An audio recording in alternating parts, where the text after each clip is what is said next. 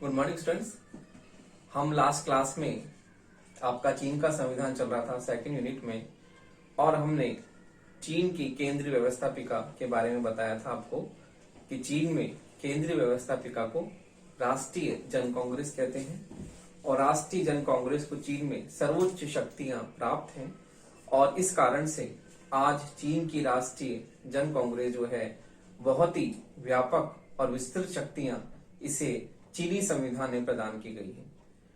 तो हमने last class में राष्ट्रीय जन कांग्रेस की शक्तियां और कार्य पढ़े थे, और हमने इस प्रकार ये स्पष्ट किया था कि चीन में राष्ट्रीय जन कांग्रेस जो है सर्वोच्च संस्था है जिसे वास्तविक शक्तियां प्रदान की गई हैं, और इसकी शक्तियां बहुत ही विस्तृत और व्यापक हैं। तो देखिए, अब व्यवस्थापिका के बाद में आपका अगला टॉपिक आता है चीन में केंद्रीय जो है कार्यपालिका, राष्ट्रपति, राज्य परिषद और केंद्रीय सैनिक आयोग। तो देखिए, अब हम अगला टॉपिक पढ़ते हैं। आपका अगला टॉपिक है केंद्रीय कार्यपालिका में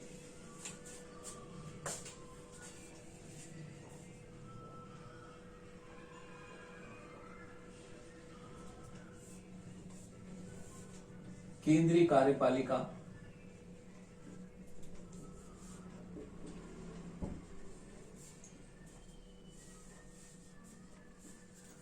राष्ट्रपति,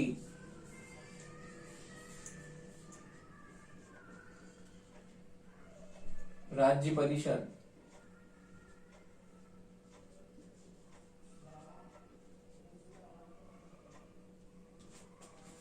और केंद्रीय सैनिक आयोग।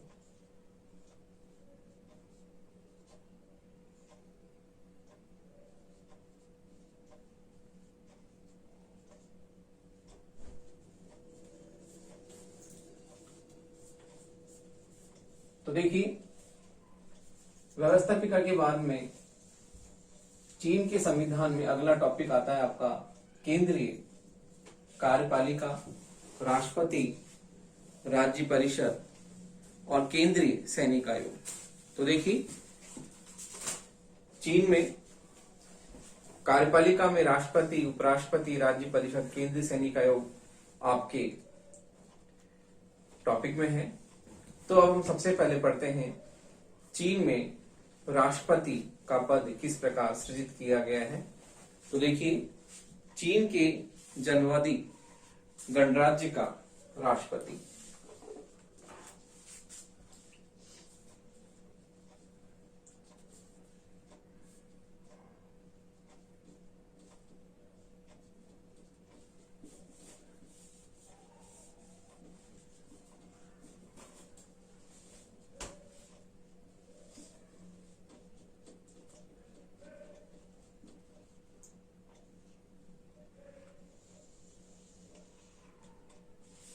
तो देखिए, चीन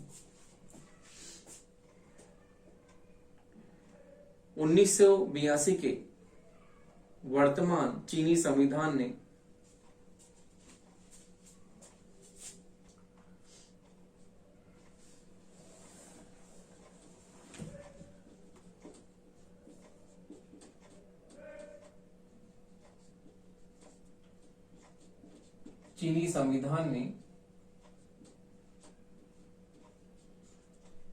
चीन के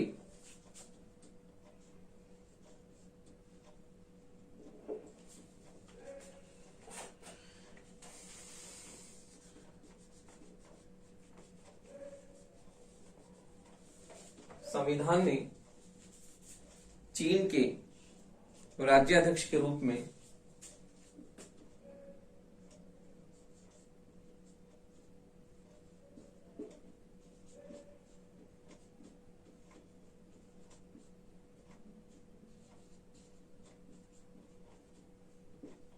राष्ट्रपति पद की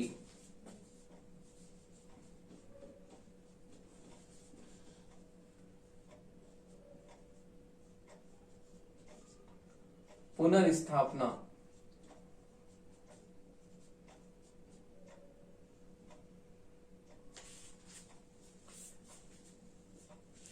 की है।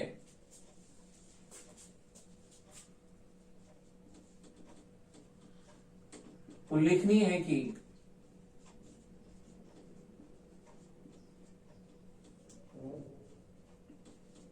1954 के संविधान में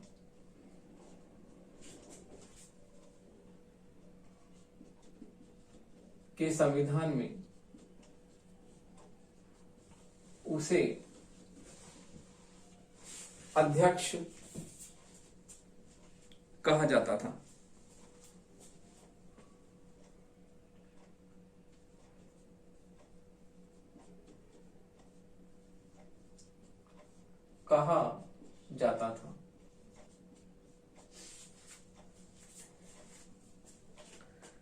पिछले दो संविधानों के अंतर्गत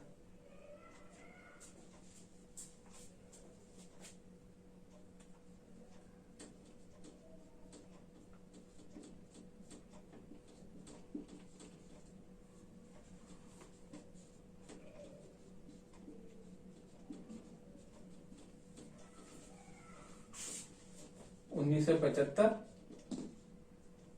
और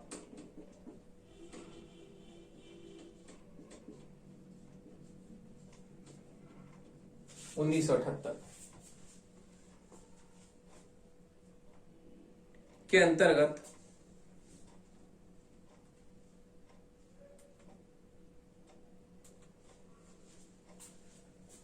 राष्ट्रपति अथवा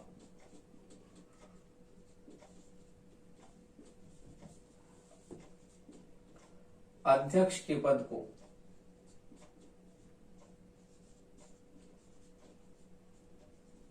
समाप्त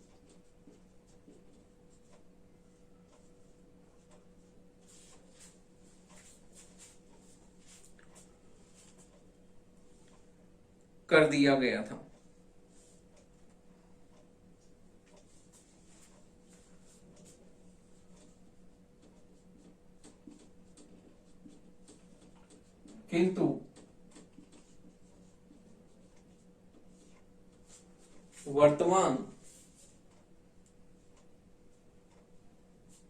किंतु इस पद की उपयोगिता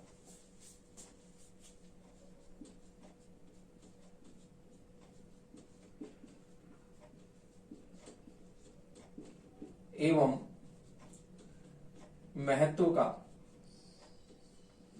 अनुभव करते हुए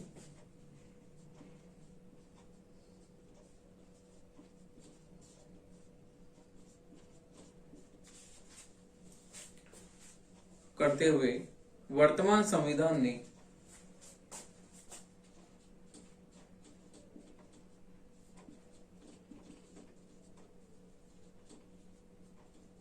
राष्ट्रपति पद की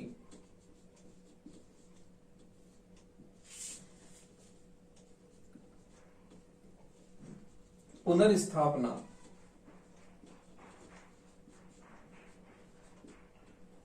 की है। तो देखिए, पहले चीन में राष्ट्रपति को अध्यक्ष के नाम से जाना जाता था, लेकिन 1975 और 1978 के संविधान ने राष्ट्रपति अथवा अध्यक्ष के पद को समाप्त कर दिया था। किंतु इस पद की उपयोगिता और महत्व का अनुभव करते हुए वर्तमान 1982 के जो चीनी संविधान ने इस पद को वापस से जो है पुनर्स्थापित किया है। तो हम देखते हैं कि 1982 के वर्तमान चीनी संविधान में राष्ट्रपति पद की पुनर्स्थापना की गई है। तो अब हम देखते हैं कि राष्ट्रपति का निर्वाचन एवं कार्यकाल किस प्रकार से है। तो देखिए, राष्ट्रपति का निर्वाचन एवं कार्यकाल।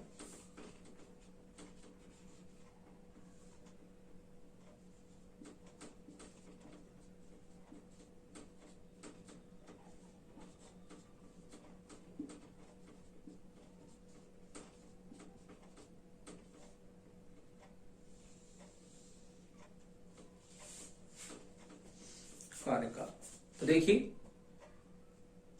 पहले हम देखते हैं कि निर्वाचन किस प्रकार से है। तो पहले निर्वाचन के बारे में बात करते हैं। निर्वाचन तो देखिए, वर्तमान संविधान के अनुच्छेद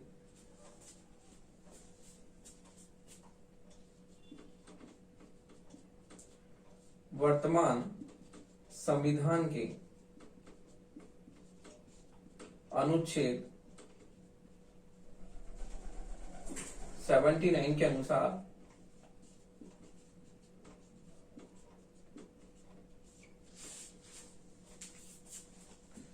चीनी जनवादी गणराज्य के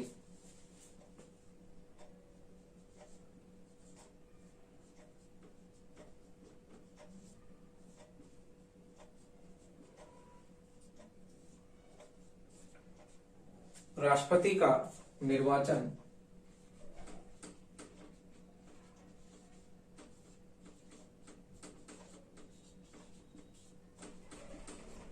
राष्ट्रीय जन कांग्रेस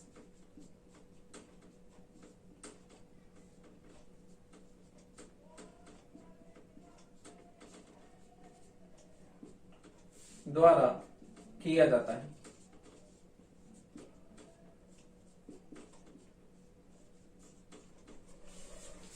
किया जाता है। राष्ट्रपति पद के उम्मीदवार के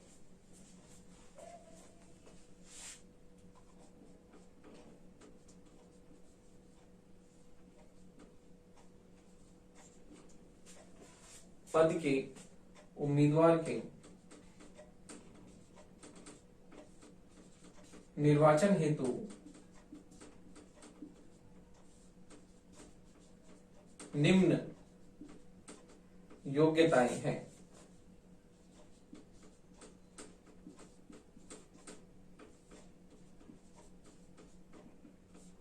कौन कौन सी है? पहली है, उसे चीन के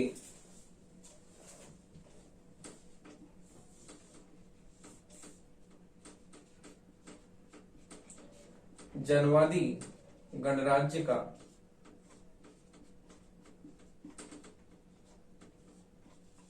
नागरिक होना चाहिए।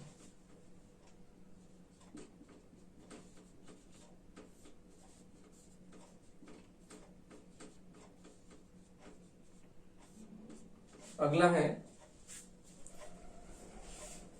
उसे मतदान का अधिकार प्राप्त होना चाहिए।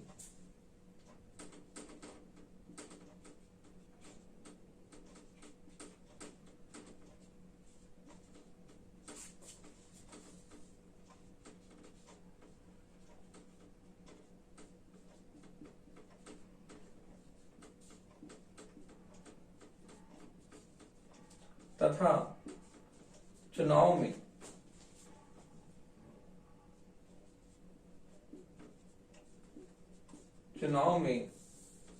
खड़े होने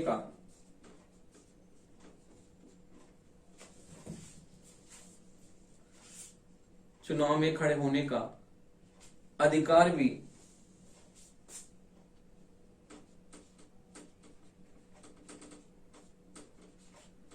प्राप्त होना चाहिए।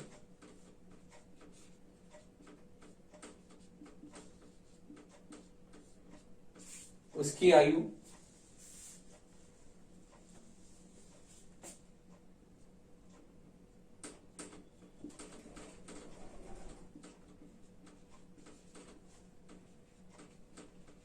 कम से कम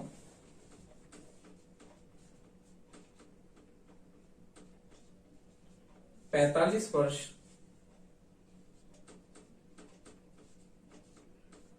होनी चाहिए।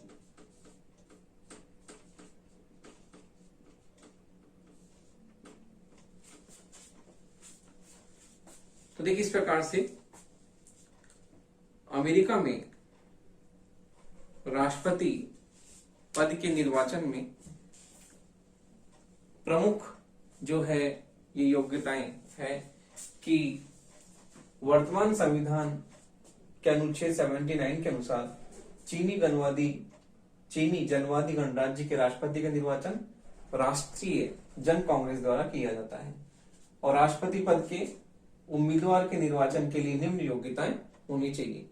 ये उसके लिए निम्न क्वालिफिकेशन है। पहला है, उसे चीन के जनवादी गणराज्य का नागरिक होना चाहिए, उसे मतदान का अधिकार प्राप्त होना चाहिए तथा साथ ही चुनाव में खड़े होने का अधिकार भी प्राप्त होना चाहिए और कम से कम उसकी आयु 45 वर्ष होनी चाहिए। तो देखिए, इस प्रकार से चीन के जो राष्ट्रपति के निर्वाचन के लिए हमने ये योग्यताएं पढ़ी। अब हम इसके बारे में देखते हैं कि उसका कार्यकाल क्या है।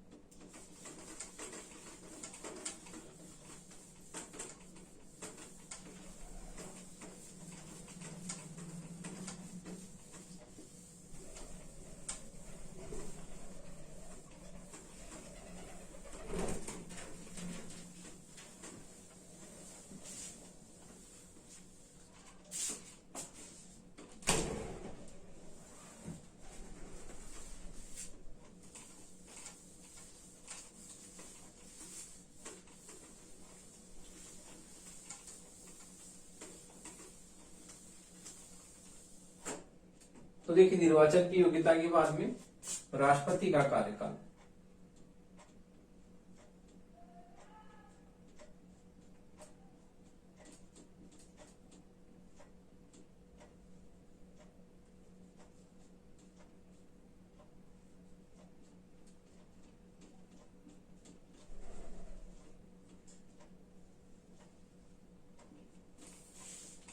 तो देखिए, राष्ट्रपति का संविधान ने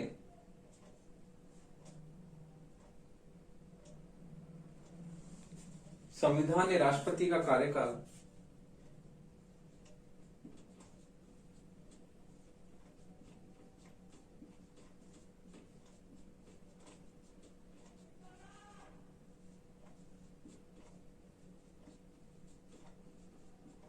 5 वर्ष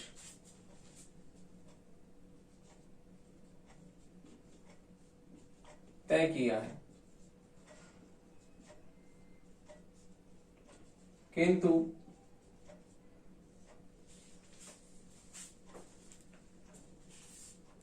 किंतु वह नई निर्वाचित कांग्रेस द्वारा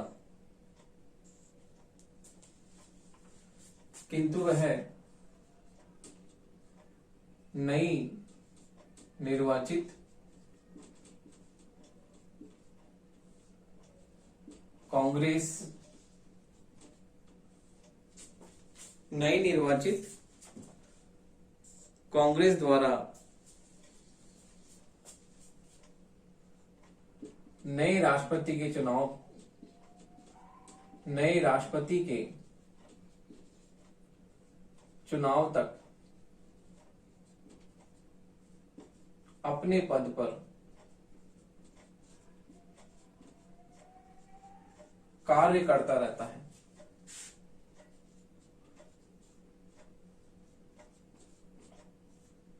अपने पद पर कार्य करता है।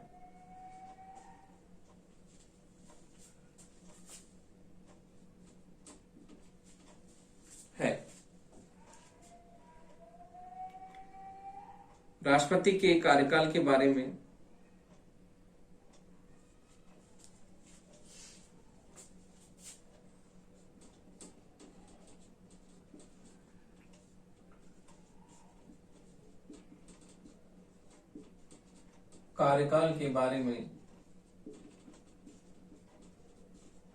यह व्यवस्था भी की गई है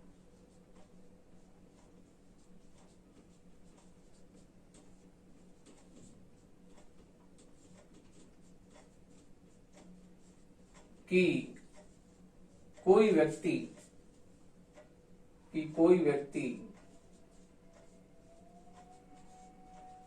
अधिक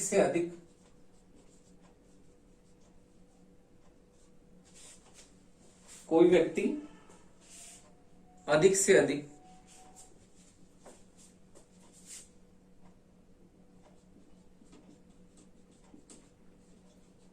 इस पद पर केवल 2 कार्यकाल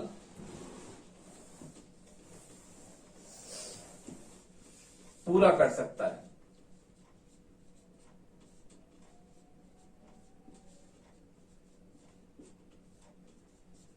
तो देखिए, इस प्रकार संविधान ने राष्ट्रपति का कार्यकाल 5 वर्ष तय किया है और नई निर्वाचित कांग्रेस द्वारा नए राष्ट्रपति के चुनाव तक यह अपने पद पर कार्य करता रहता है। जब कांग्रेस नई निर्वाचित हो जाती है और जब तक नए राष्ट्रपति का चुनाव नहीं होता तब तक पुराना राष्ट्रपति अपने पद पर कार्य करता है। फिर इसके कार्यकाल के बारे में चीन में यह व्यवस्था है कि कोई भी व्यक्ति अधिक से अधिक इस पद पर केवल 2 कार्यकाल पूरा कर सकता है, अर्थात कोई भी व्यक्ति एक बार राष्ट्रपति बनने के बाद में दूसरी बार इस पद को प्राप्त कर सकता है। 2 से अधिक बार इस पद को कोई भी व्यक्ति वहां पर प्राप्त नहीं कर सकता। तो इस प्रकार चीन में यह व्यवस्था है कि राष्ट्रपति पद के लिए अधिक से अधिक कोई व्यक्ति 2 बार इस पद को प्राप्त कर सकता है। तो देखिए, इस प्रकार राष्ट्रपति का हमने कार्यकाल देखा, किस प्रकार वहां पर राष्ट्रपति का कार्यकाल दिया हुआ है। अब हम देखते हैं कि कार्यकाल के बाद में राष्ट्रपति की शक्तियां और कार्य।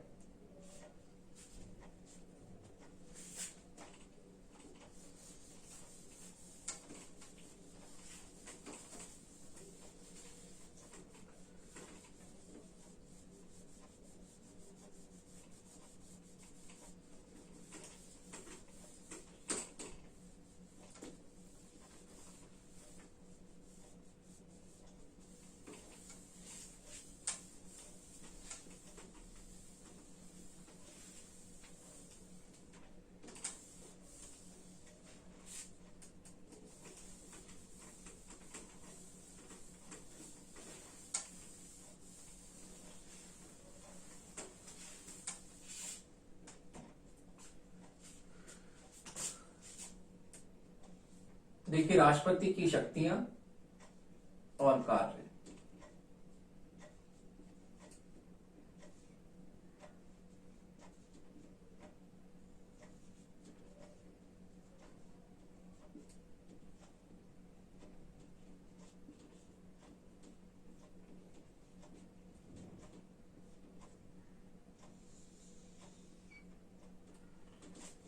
तो देखिए, चीनी राष्ट्रपति की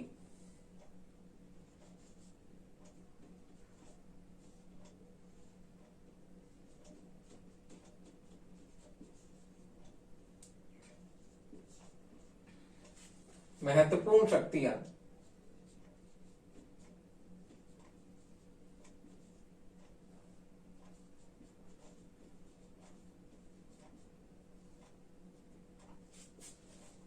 निम्नलिखित है।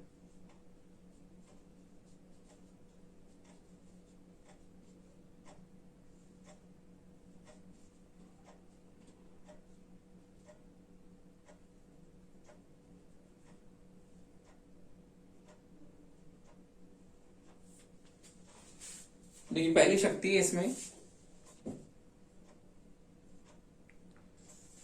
विधायी संबंधी कार्य। तो देखिए, महत्वपूर्ण शक्तियां निम्नलिखित है, लेकिन इस बारे में एक बात है कि यह उल्लेखनीय है कि यह उल्लेखनीय है कि राष्ट्रपति इन कार्यों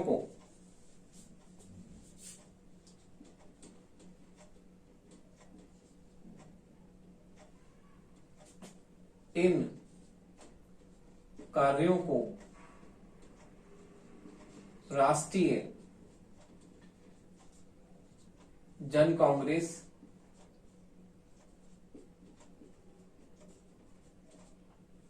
तथा उसकी स्थायी समिति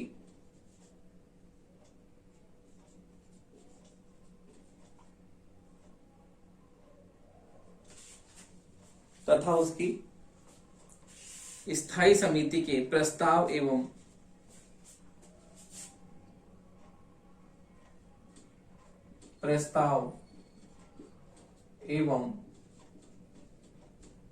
निर्णयों के अनुसार ही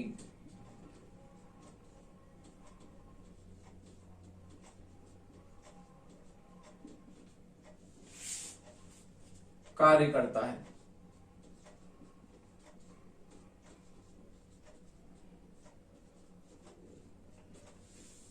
तो देखिए, राष्ट्रपति को शक्तियां प्राप्त तो हैं अनुच्छेद 80 और 81 के अंतर्गत, लेकिन यह उल्लेखनीय है कि राष्ट्रपति इन कार्यों को राष्ट्रीय जन कांग्रेस तथा उसकी स्थायी समिति के प्रस्ताव एवं निर्णयों के अनुसार ही वह कार्य करता है। अगला हम देखते हैं कि उसकी शक्ति क्या है। अगली, विधियां संबंधी कार्य। तो देखिए, अगली है उसकी शक्ति है पहली, विधियां संबंधी शक्ति एवं कार्य।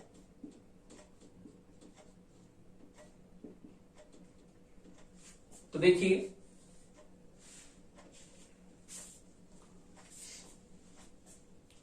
राष्ट्रीय जन कांग्रेस अथवा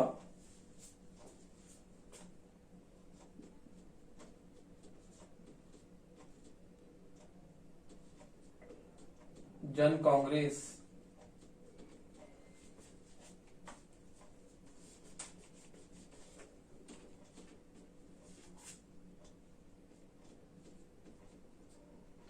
अथवा उसकी स्थायी समिति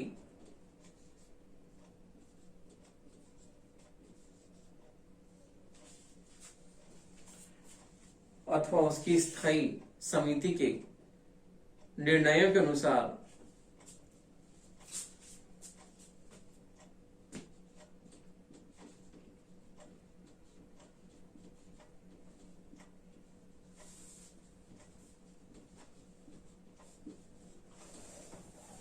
राष्ट्रपति विधियों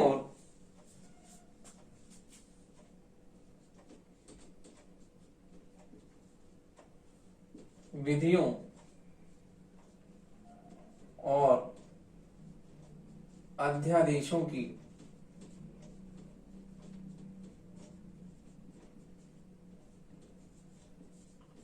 उद्घोषणा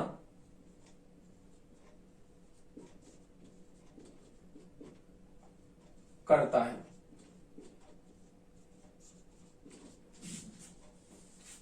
अध्यादेशों की उद्घोषणा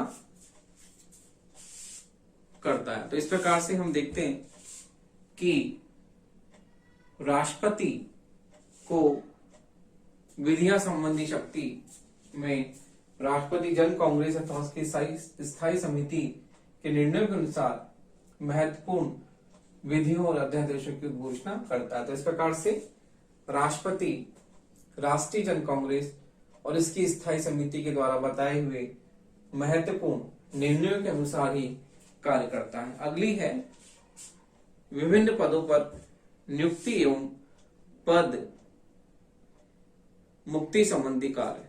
तो देखिए, अगली शक्ति हम देखते हैं कि राष्ट्रपति की विभिन्न पदों पर नियुक्ति एवं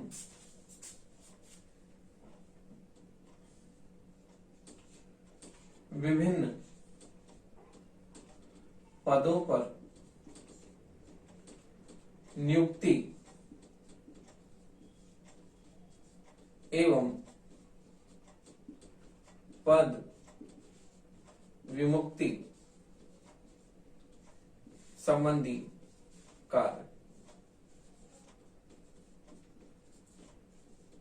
तो देखिए, राष्ट्रपति को विधियां संबंधी शक्ति एवं कार्य के साथ साथ ही विभिन्न पदों पर नियुक्ति एवं पद विमुक्ति संबंधी भी महत्वपूर्ण कार्य उसे प्राप्त है।